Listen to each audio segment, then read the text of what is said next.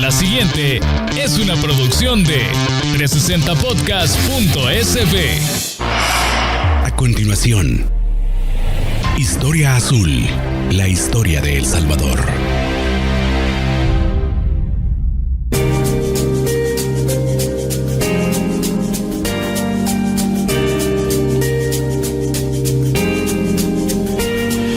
Bienvenidos nuevamente a este podcast que gracias a Dios nos hemos dado cuenta que ha caído muy bien con toda la gente que nos escucha. Historia Azul, la historia de El Salvador. Como siempre, conduciendo la parte del contenido de sabiduría y de conocimientos sólidos, nuestro amigo Herbert Erquicia y su servidor Carlos Arévalo, para tratar de hablar un poco de la historia de nuestro amado país, El Salvador. Muchísimas gracias por continuar escuchándonos, por continuar descargando nuestro podcast y por comunicarse con nosotros a través de nuestras redes sociales. ¿Qué tal, Herbert? ¿Cómo estás? Muy bien, muy bien. Muy contento. ¿De regreso a clases? Sí, me siento como de regreso a clases, de verdad, estrenando cuadernos. Y me mandaron sin lápices. Ay, mamá, sin los cuadernos forrados. Sí. No, la verdad que muy feliz. Creo que no han pagado, por eso no me daban a entrar. Muy feliz de regresar a esta nueva temporada. Bueno, de estar en esta nueva temporada. En la cual, pues, por supuesto, hay muchas sorpresas, ¿verdad? Parte de esas sorpresas es que tenemos algunas temáticas que obviamente no las podemos abordar en un solo episodio, sino que probablemente en dos o más episodios, perdón. Y por otra parte también tenemos invitados, ¿verdad? Excelente. La investigación o lo que hablamos acá no solo es lo que tu servidor conoce, sino que hay otros y otras colegas que también serán invitados en el momento pues que tengamos que hablar las temáticas que ellos manejan, ¿verdad? Claro. Así que para contarles a quienes van llegando, esta segunda temporada surge después de haber hecho una primera con 12 episodios. Esperamos replicar esa cantidad de episodios esta temporada, así va a ser, ¿verdad? Creo que vamos a abordar temas un poco más concretos, más completos. Sin embargo, porque muchos de ellos son de una profundidad o una amplitud bastante grande, pues tendrán que ser llevados a cabo en 1 o 2 o 3 episodios en esta misma temporada o continuar abordándolos en temporadas posteriores, ¿verdad? Así que muchísimas gracias de plano por su predilección, muchísimas gracias por darnos ese continuado apoyo y por seguir escuchando a sus servidores que están tratando de hablar un poco de la historia del país como normalmente no la conocemos, ¿verdad? ¿Cuál es nuestro primer tema este día y con cuál vamos a comenzar esta temporada, mi estimado Herbert? Bueno, esta temporada la iniciamos con el tema Diáspora Africana en El Salvador. Ya la temporada pasada pues hablábamos de las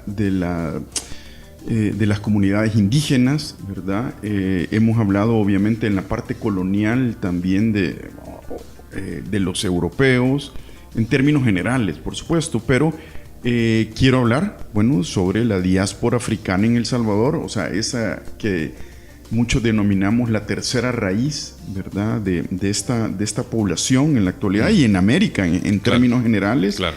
Y es un tema, digamos, de interés para muchas personas, obviamente de negación para otras, porque están diciendo, bueno, si yo no conozco ningún... Y la Constitución y que yo no... Y dirán, bueno, yo no conozco ningún negro en El Salvador, ¿verdad? O dónde están, ¿verdad? Estos negros en El Salvador, como la gente lo llama coloquialmente, ¿verdad? Claro. A las personas de ascendencia africana. Claro. ¿Verdad? Yo creo que la connotación que tenemos en América Latina, o por lo menos en El Salvador, es muy distinta y es como menos estigmatizante al grupo étnico, ¿verdad? De afrodescendientes o africanos, ¿verdad? Aquí es un tema más de, no sé, hemos convivido tanto durante tanto tiempo que y han sido tan parte de la historia que, pues sí, no va más allá de como que le digan a alguien, mira, chele, y ya, no es un tema tan complicado. Pero realmente uno en nuestro país, en El Salvador, normalmente no ves gente africana, no ves gente de descendencia africana o de extracción africana. Entonces, no deja de ser como de llamar un poco la atención, ¿verdad? Cuando ve gente pues con rasgos muy mulatos o definitivamente rasgos de raza negra, y los ves caminar, pero han estado en la historia y en las raíces nuestras desde hace más de 500 años, ¿verdad? Desde que empezó la conquista, la llegada de los europeos y obviamente la traída de mano de obra regalada, ¿verdad? Como era el tema de la esclavitud en ese momento. Pero contanos, entonces, ¿cómo llegan? ¿Cuándo llegan a El Salvador para entrar en materia? Fíjate que, desde las fuentes históricas, y tal como lo decían, las primeras menciones sobre africanos, gente esclavizada, ¿verdad? Africanos en el actual El Salvador, es con la llegada del piloto andaluz Andrés Niño, ¿verdad? Cuando llega, y yo creo que algo de eso hablamos. Él trae los primeros esclavos. Digamos que trae los primeros esclavos. Trae 10 esclavos africanos que fueron comprados por él y 10 que le dan la corona. Esto lo hablamos. Lo platicamos una vez. Pero en episodios pasados. Obviamente, ¿verdad? Andrés Niño no lo veo que va a las costas de África y recluta bueno, quienes no lo saben, el proceso de la esclavización o de la recolección de esclavos no necesariamente que los europeos entraban a tierras africanas y de ahí los secuestraban, ¿verdad? Normalmente eran vendidos por otros locales en África, de alguna tribu conquistada, de algún territorio donde habían sometido a la población, y obviamente sabían que había un mercado con los europeos que los compraban para traerlos a América, y aprovechaban y hacían la venta en las meras costas, ni siquiera tenían que ingresar a los territorios. Sí. Entonces, ¿de dónde se abastecían los españoles? En este momento, bueno, el tráfico, digamos, de gente esclavizada que venía de África, pues estaba en la península. Primero, como ¿En ya Cuba, tal vez? No, en la península ibérica. Primero, Ajá, en la península ibérica, okay. ¿verdad? Estamos hablando de España y Portugal, okay. en donde en ciudades como Sevilla, por ejemplo, se vendían los esclavos en el mercado, en la plaza, en la plaza o en las gradas de la catedral, digamos, de Sevilla. Ahí, o sea, te digo esto porque hoy en día, obviamente, vemos esto, la esclavitud, como una cosa totalmente terrible que va obviamente en contra de los derechos humanos, pero en este momento hay que tener en cuenta... En contra de cualquier valor moderno, sí, y moralmente aceptado. Exacto, y lo que hay que tener en cuenta es que la esclavitud era legal, ¿verdad? Entonces la gente esclavizada era un comercio legal, o sea, vos podías tener esclavos, lo que podías comprar, y obviamente, tal y como lo decías, eran extraídos por otras comunidades de africanos dentro del continente africano, y vendidos, ¿verdad?, en los puertos, ya sean los comerciantes portugueses, etcétera, etcétera, ¿verdad? Que de ahí luego venía el comercio, digamos, probablemente los de Andrés Niño, estos venían desde la península, ¿verdad? Comprados desde la península, pero otros ya cuando empieza a haber un gran mercado de gente esclavizada de África, y digamos que el punto de llegada a ¿cómo se llama?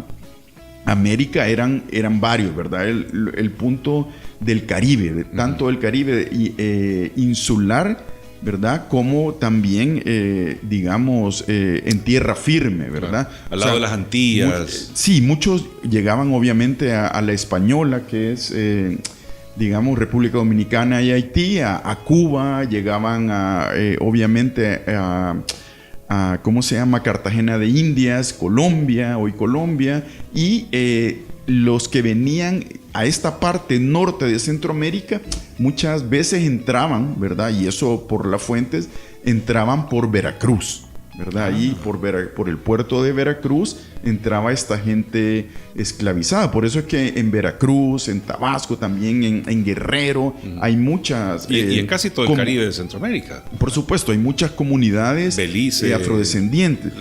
Las comunidades que nosotros conocemos de la costa atlántica de Centroamérica son, digamos, afrodescendientes que llegan posteriormente, ¿verdad? Que tienen más relación, incluso, o sea, más relación con el comercio inglés, ¿verdad?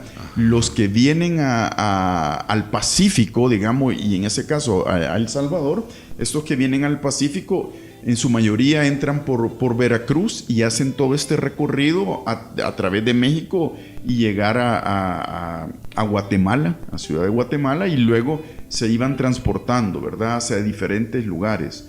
Solo llegar hasta acá era solo llegar, era un reto de vida o muerte. Imagínate sobrevivir en un barco hacinados, ¿verdad? Y esto y lo otro. Llegaban, obviamente, los más fuertes, y los más fuertes eran los que podían, los que se vendían también, porque se vendían, comprabas, era como comprar digamos, ganado, como comprar ganado, ¿verdad? Entonces en ese sentido era importante todos estos mercados, ¿verdad? Pero al final y al cabo, como les digo, hay que tener en cuenta que la esclavitud era una cuestión legal, ¿verdad? O sea, era un comercio legal y vos podías, te digo, comprar, ¿verdad? Hay otras menciones, por ejemplo, como te decía, las primeras son estas de Andrés Niño, que trae gente esclavizada. Luego están las menciones de algunos afrodescendientes que probablemente no eran esclavizados, pero acompañaban a los conquistadores españoles, ¿verdad? Claro. Tenemos varias menciones esas en los lienzos, por ejemplo, aparecen algunos, por ejemplo, en el lienzo de Cuaquecholan aparece uno que viene con su traje tribal, ¿verdad?, africano, pero hay otros que son afrodescendientes que ya vienen, digamos, vestidos como a la usanza europea, entonces también son parte de esa alianza. Sin embargo, también tenemos otras menciones, por ejemplo, en la Villa de San Salvador de 1528, el vecino Pedro Núñez, vecino de San Salvador, él, digamos que solicita en una permiso a través de una real cédula en 1538 para traer a la Villa de San Salvador 2 esclavas y un esclavo para oficios domésticos, ¿verdad? Pero eso quiere decir que, bueno, que eran esclavos que ya tenían que haber pasado por la península, que probablemente ya hablaban castellano, sabían, digamos, conocían muy bien o ya estaban o conocían muy bien la cultura española para traerlos al interior de tu casa, ¿verdad? Como para servicio doméstico. Pero luego también hay otros esclavos que se traen a partir de, ya como lo hablamos en episodios pasados, a partir de la negación de tratar como esclavos a los indígenas en América, ¿verdad? A mediados del siglo XVI, desde la corona española se decide que ya no se va a tratar como gente esclavizada a los indígenas. Entonces, obviamente, se trae un nuevo grupo humano que son los africanos, ¿verdad? Mira, la verdad que son partes, son momentos de nuestra historia que desconocemos bastante y que le dieron forma de una manera u otra a las personas y consecuentemente a los matices de nuestra historia. Recuerdo el caso de Pedro Pablo Castillo. Él era mulato, sí, ¿verdad? Es decir, la mezcla de un africano con un indio, con un local, claro, con un nativo, ¿verdad? Para dar pues esa quiere decir que también llegan y hay una gran cantidad de mestizaje, Herbert.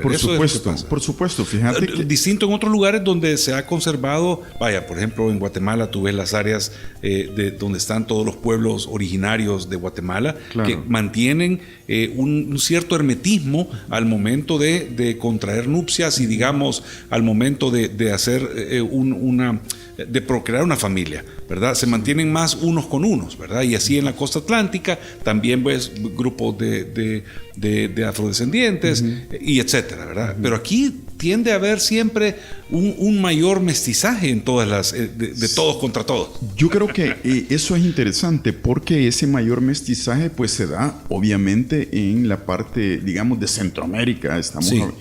digamos que estamos hablando de Guatemala, el actual El Salvador y Nicaragua, ¿verdad? Es muy parecido ese mestizaje que se da entre los afrodescendientes, ¿verdad? Que venían esclavizados con españoles, porque en realidad es de español y negra o de española y negro surge mulato, que son estas castas, como se llamaban, que hay una gran cantidad de cruces, si le podemos llamar, ¿verdad? De vinculación, en donde, bueno, habían todas estas castas y hay los zambos, los salto atrás, los no sé qué y no sé cuánto, que bueno, pasaríamos todo en las siguientes temporadas. En una temporada hablando sobre eso, ¿verdad? Pero lo que te quiero decir es que sí, como lo has dicho, hay un gran mestizaje. O sea, los mulatos, o sea, los hijos de español con africana, empiezan a surgir, ¿verdad? Empiezan a surgir este nuevo grupo étnico, digamos, al que denominamos mulatos y a lo que las fuentes coloniales denominan mulatos, claro, ¿verdad? Sambo es africano con indígena, ¿verdad? Y luego pues hay otras denominaciones, mira, la última mención en El Salvador de Sambos la hace David J. Guzmán más o menos en 1910, cuando habla de que todavía hay en El Salvador algunos zambos, ¿verdad?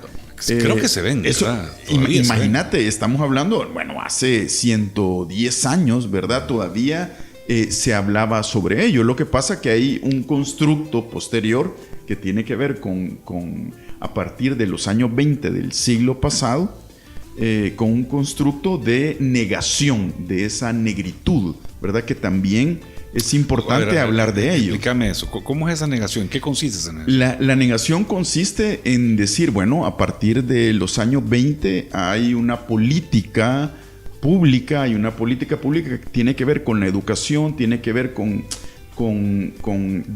el desarrollo de este nuevo estado, de esta república salvadoreña, en la cual ahora todos somos mestizos y ya no hay diferencias entre indígenas, mulatos, esto y lo otro. Entonces, lo indígena todavía está como más latente. Hay comunidades indígenas que se pueden percibir, pero lo mulato, o sea, lo afrodescendiente, lo africano, ya han pasado casi 100 años o un poco más desde que ya no vienen nuevos esclavos africanos, ¿verdad? Entonces eso quiere decir que terminó la colonia. Sí, entonces eso quiere decir que hay más mestizaje y en cuántas 7, 8 generaciones, por ejemplo, vas perdiendo el pigmento del color, por ejemplo, ¿verdad? Sí. Entonces así hay una...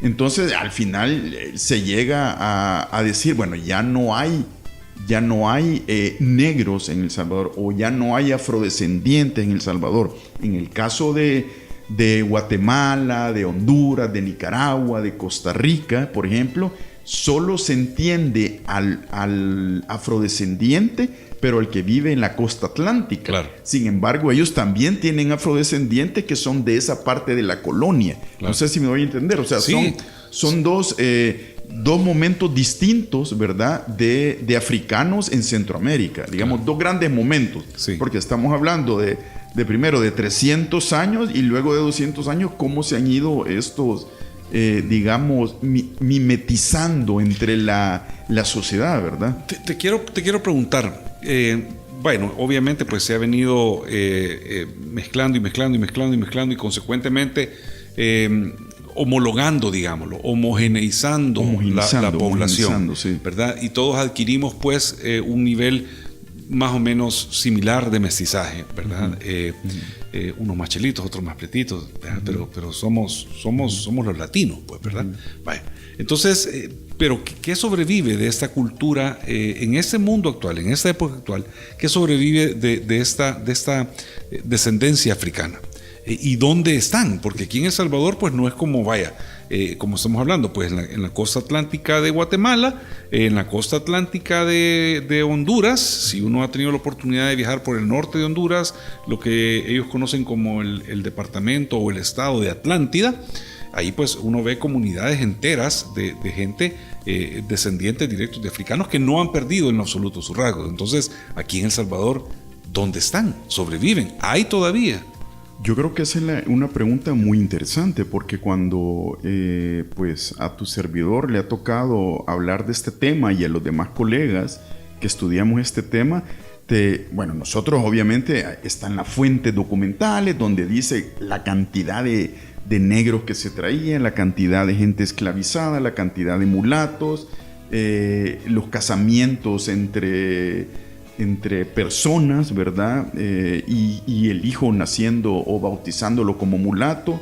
Luego, por supuesto, hay otros espacios en donde, ¿cómo se llama? Otros espacios donde se puede ver, por ejemplo, la tradición, digamos, de estos afrodescendientes, ¿verdad? Pero yo creo que fundamentalmente la gente dice, bueno, ¿y dónde están? ¿Verdad? Están aquí, ¿verdad? Lo que pasa es que hay que entender que el afrodescendiente salvadoreño no lo encontramos en ¿cómo se llama?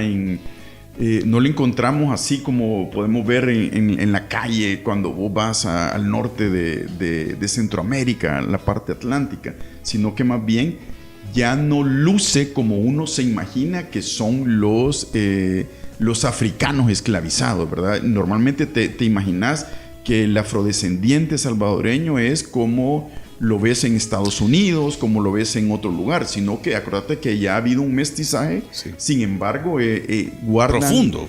Sí, profundo, pero guardan rasgos... 400, 500 años, guardan generaciones ahí. Sí, guardan rasgos de su cultura, de muchas cosas, ¿verdad? Por ejemplo, Hay unos que tenemos más ritmo que otros, esa es la verdad. Sí, ¿verdad? Y también hay cosas interesantes en ese sentido, porque tiene que ver, bueno... cosas como la música, por ejemplo, ¿verdad? El baile. Sí, el baile, algunas otras... Y de comidas, de alimentos que nos hayan heredado la comunidad africana o que ahora consumamos y que no sabemos que de ahí viene. Fíjate que hay, por ejemplo, expresiones culturales, hay en fiestas populares, en la religiosidad popular también, en la espiritualidad, en la tradición oral, en las danzas, ¿verdad? Con una colega hemos estudiado, por ejemplo, hay un santo muy, muy famoso que es San Benito de Palermo, ¿verdad? Uh-huh. San Benito de Palermo es un santo africano, afrodescendiente, que es como el referente de las primeras personas esclavizadas, uh-huh, africanas en América hispana, ¿verdad? Luego, obviamente, ese referente más adelante, ya en el 19-20, viene a ser San Martín de Porres, ¿verdad? Total, pero hay otros, ¿verdad? Como te digo, los que ha estudiado esta colega, que son devociones y cofradías, ¿verdad? La de Santa Efigenia, ¿verdad? San Benito de Palermo, el mismo Señor de los Milagros también, San Fray Martín de Porres, la Virgen del Rosario de los Morenos, ¿verdad? Uh-huh. Incluso, si vos ves lo que pasa es que hay recuerdo cuando fuimos a hacer la visita al centro histórico en la iglesia El Rosario, que uh-huh, es donde estaba es el espacio en donde estaba el edificio más importante, digamos, religioso en la colonia donde estaba la parroquia de San Salvador. Allí pues hay es la Virgen del Rosario de los Morenos, ¿me entendés? Está también Santa Rosa de Lima. ¿No te recordás que había una Santa Rosa de Lima? Y también hay un Fray Martín de Porres. O sea, estás hablando de una devoción a santos que tienen que ver con lo afrodescendiente. Uh-huh. Incluso al sur, como comentábamos en algunos otros de los episodios, es donde están los barrios de los mulatos de San Salvador, ¿verdad? Que es el barrio La Vega, el barrio de Candelaria, gracias, que son los barrios de los mulatos de San Salvador. Eso era como Ahí viven los mulatos. Allí están los barrios de los mulatos, en donde ellos también están organizados. Había un capitán de barrio que era mulato, había... Lo vimos en la temporada pasada en el tema independentista, cuando ellos eran parte de los grupos activos que querían condiciones distintas para poder autogestionarse como comunidades, ¿verdad? Sí, y en todo esto obviamente hay una gran cantidad de sincretismo, ¿verdad? Porque... por ejemplo, está el culto a Elegua, que es Yoruba. Están los bantúes, rituales populares de magia.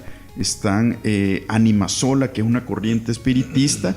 Y una de las cosas, por ejemplo, interesantes es que en las fuentes documentales nos encontramos a gente que viene del Congo, que viene de Guinea, que viene de Angola, que viene de Mozambique, que son los mandingas también. O sea, hay una gran cantidad de... Lo que pasa es que te ponían el nombre de tu ciudad. Por ejemplo, vos eras Carlos Congo, ¿verdad? Yo podía ser Herbert Mandinga o Herbert Angola. Herbert Angola. Tienes cara de Herbert Angola. Sí, ¿verdad? Entonces, en ese sentido, así es como las fuentes te iban documentando. Aquí en El Salvador, por ejemplo, tenemos... Bueno, el río Mandinga, que está allá... El Mandinga Rivas también. Bueno, sí, el Mandinga Rivas, que es un jugador de fútbol para la gente de aquella selección de 1982, ¿te acordás? Sí. ¿Verdad? Pero sí, hay muchas cosas que están en la cultura que no logramos ver, ¿verdad? Hay que verlos hay que hilar muy fino. Hay que tamizar poder, bastante para encontrar esas pepitas. Sí, para ir viendo la historia, eso, ¿verdad? Pero, por ejemplo, hoy en día hay danzas que, por ejemplo, la danza de la Negra Sebastiana en Tacuba, Huachapán, es una danza de negros. ¿En serio?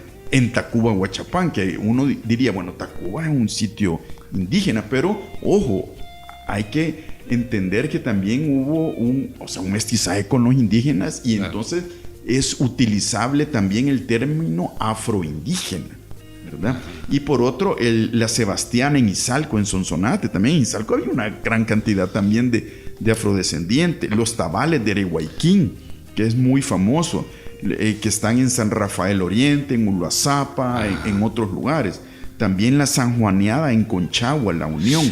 ¿Y a qué los traían? Es decir, ¿cuál es la principal ocupación para la que traían a los indígenas esclavizados? ¿Arañil? No, a los afrodescendientes esclavizados, ¿sí? Los traían en un inicio para el añil, ¿verdad? Eran para el añil, pero también para otras actividades, como te decía, actividades domésticas y también actividades para la minería en el norte del actual El Salvador, colindando con Honduras. Habían muchas zonas mineras, por ejemplo, en el oriente salvadoreño, en lo que se llamaba San Miguel, había muchas zonas mineras y ahí está en la documentación donde se trae mucho, gente esclavizada, ¿verdad? Para poder que pudiera trabajar en las minas. Y obviamente luego el añil, ¿verdad? Que es el gran producto de la colonia en la época, y de lo que hablaremos en los próximos capítulos que vienen a eso, ¿verdad? Vienen a ser trabajadores en las industria añilera, sí. En las haciendas añileras. Mira, yo te quisiera, tú mencionaste algo hace un momento, que en los años 20, en 1920, hubo como esta intención de purificar, ¿verdad? Nuestra raza, ¿verdad? Digamos, nuestro ser salvadoreño, sí, entonces queríamos como encontrar una identidad propia nuestra, y no podía ser una identidad que fuéramos europeos, ni que fuéramos negros, ni que fuéramos indígenas, sino que era esa mezcla que ha dado a pie a lo que somos actualmente. Es que, lo que tiene que ver es que no solo es invención del Salvador, es invención de los estados nacionales modernos. Claro. Que en la búsqueda de sus identidades o su identidad, lo que hacen es crear un nuevo ser, ¿me entiendes? Y ese ser, ¿con qué lo vas a identificar? Claro. No lo vas a identificar con lo que esté en negativo, sino que con lo que esté en positivo, y eso obviamente era lo blanco, lo europeo, y no cualquier europeo, ¿verdad? Sino la ley de migración de 1933, pues no dejaba entrar a los húngaros, a los rumanos, ¿verdad? europeos, Claro. y tampoco a los chinos, mongoles. Y es exactamente a donde yo quería llegar, ¿verdad? Porque comenzamos en el 20, pero ya en los Sí. años 30, en la ley Sí. de migración del 33, comienza como a radicalizarse un poco más esta xenofobia, pues, ¿verdad? Hacia Sí, de ciertos alguna grupos, manera, sí, hasta sí. ciertos grupos étnicos que por su misma naturaleza o por la percepción de lo que eran ellos como grupo racial, ¿verdad? Se les prohibía la entrada a nuestro país. Contanos de eso, porque siempre hemos oído, no, es que mira, Maximiliano Hernández Martínez prohibió que hubieran negros, Sí. que hubieran chinos, que hubieran aquí, que hubieran allá. Y es un montón de prohibiciones, pero ¿qué tan cierto es? ¿Y qué tan real fue eso? En el imaginario de los salvadoreños. En la ¿verdad? historia de bronce. Sí, en la historia de bronce, pero en el imaginario de la calle de los salvadoreños, lo primero que te dicen, aquí en El Salvador no hubo negros ni hay negros porque Martínez los prohibió. Pero, citándolo, citando obviamente. Sí, todos lo hemos escuchado eso. Pero obviamente africanos habían entrado, como te digo, Desde la colonia. 1525, 24, 28, ¿verdad? Como lo hemos visto. Sin embargo, esa es una ley, ¿verdad? Que también anteriormente habían unas propuestas de ley que hoy en día las vemos, que son leyes xenófobas, ¿verdad? Y en ese sentido se prohibía la entrada también a sirios, palestinos, libaneses,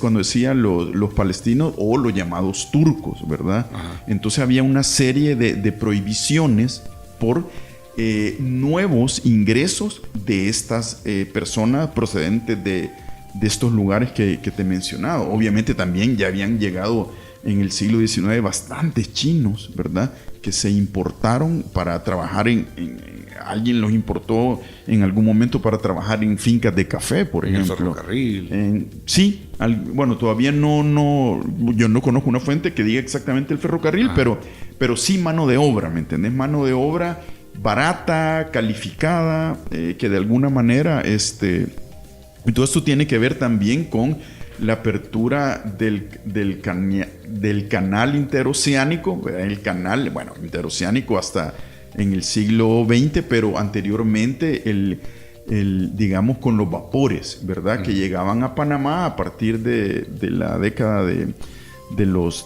50 del siglo XIX, 1850, cuando ya se podía pasar de un extremo a otro. Por el lago Atún.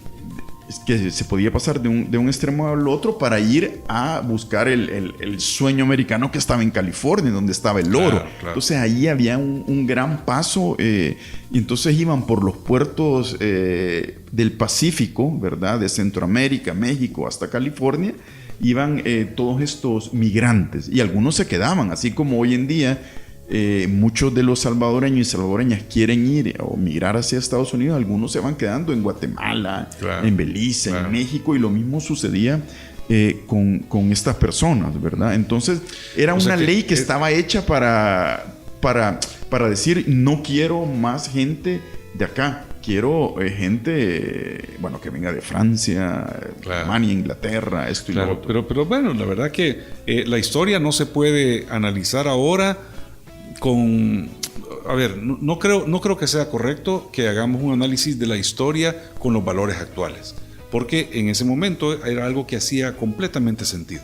Como ya lo dijiste tú al principio, la esclavitud era algo legal, ¿verdad? Nadie estaba cometiendo un crimen por poseer esclavos. Sí, hasta una persona del siglo XXI ve aberrante ese tipo de comportamiento, pero es importantísimo tener claro que así fueron las cosas, porque de otra manera estaríamos condenados a no tener ese conocimiento objetivo en nuestra mente, ¿verdad? Y consecuentemente cometer repetidamente errores que no debemos cometer. Recordá, fíjate que en 1824 fue que se abolió la esclavitud en Centroamérica. Imagínate. Mucho, digamos, bien temprana para otros países, ¿verdad? Claro. En Estados Unidos fue posterior, en Brasil, en Cuba, en otros países. Entonces estamos por cumplir 200 años de esa abolición de la esclavitud, ¿verdad? Hoy, bueno, habrá otro tipo de cosas, ¿verdad? Sí. Pero esa parte legal de la esclavitud, en donde vos, Carlos Arévalo, podías llegar a comprar, ¿verdad? Un esclavo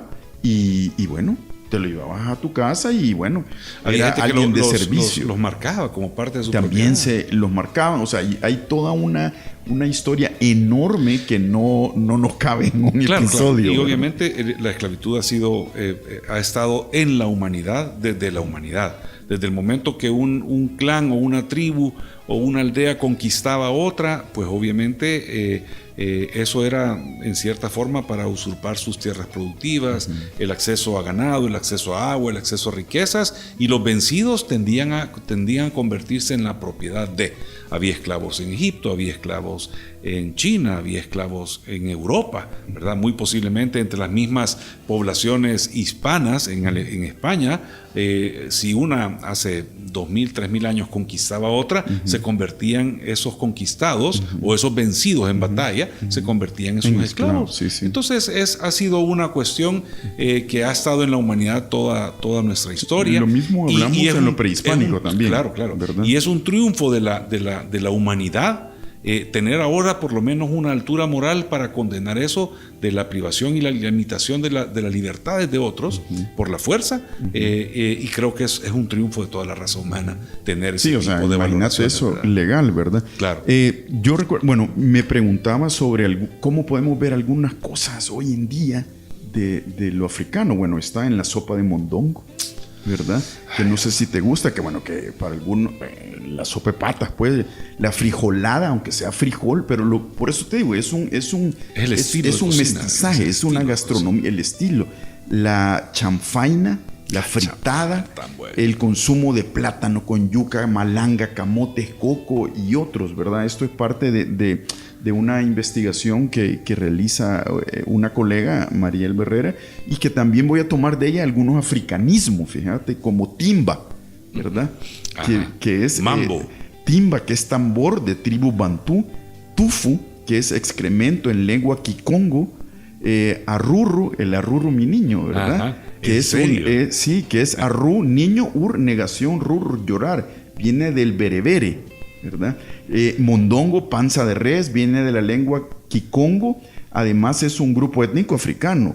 Candanga, ¿cuántas veces no nos ha llevado candanga? ¿Y quién es candanga? Candanga es el diablo en lengua changa. ¿En ¿verdad? serio? Changa. Y de ahí mochila, por ejemplo. Ey, pásame la mochila, Sí, sí, ¿verdad? sí. Yo traigo ahí mi mochila, Yo ya ves que también, siempre vengo claro. cargando. Entonces es de muncila, saco en forma de sobre, del Kinkongo y Kimbudu. Y así otras, por ejemplo, ruco, ¿verdad? Voy a llamar algunos... ¿Ruco significa eso? ¿Ruco? Ruco significa viejo en lengua bantú, ¿verdad? ¿En serio? Lo que pasa es que vemos... Hay rucos de ruco. Sí, hay rucos de ruco. Hay Nosotros rucos somos rock, nosotros somos... bichos sí, rucos. Sí. Y así, ¿verdad? Chichi, por ejemplo, uno piensa que chichi viene del... Bueno, pero es de niño pequeño en lengua igbo, ¿verdad? Y otros como marimba, bobo, tambo, zumba, chamba, ganga, chambón, pachanga, tanga, o sea, podemos, que están en nuestro castellano, ¿verdad? En nuestro salvadoreñismo, pero hay que entrar. Mayor prueba de la existencia de esa mezcla, de ese sincretismo, difícilmente podíamos haber presentado hoy, Herbert. Qué bárbaro. Sí. Hay una que no la mencioné porque suena como mala palabra, pero chingar es insultar y ofender, del Kinkongo y del Kimbundu. Mira, ¿verdad? qué barbaridad. Y se ocupa, imagínate, en México lo ocupan. Sí, ¿verdad? sí.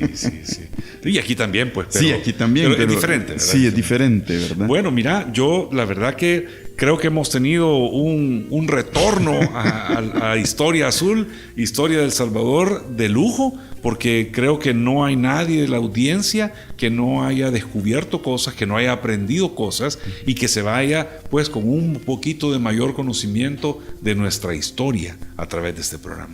Mira, de plano, muchísimas gracias. No podemos, ¿verdad? Por supuesto, terminar nuestro episodio sin que tú nos hables de la frase que has escogido para dejarle ese pensamiento semanal a toda nuestra audiencia. Fíjate que la frase que he escogido es de Séneca, ¿verdad? Y dice, cito, prefiero molestar con la verdad que complacer con adulaciones. Bárbaro. Muy interesante. Interesantísimo. Y para vivir presentemente, Séneca el estoico por excelencia, ¿verdad? Y de quien viene pues una gran cantidad de conocimiento y que podemos aplicar diariamente en nuestra vida. Muchísimas gracias, Herbert. Muchísimas gracias a todos los que han escuchado, descargado este programa. Como todos los martes, estaremos publicando un nuevo episodio de Historia Azul, la historia de El Salvador. No se olviden, por favor, de seguirnos en nuestras redes sociales y en ellas dejar cualquier pregunta, cualquier inquietud que tenga, cualquier tema que le gustaría que desarrolláramos, ¿verdad? Pues porque para eso estamos. Para hablar de la historia que a todos nos atrae, que a todos nos fascina, la historia de nuestro país. Muchísimas gracias y tengan una súper buenísima semana. Saludos.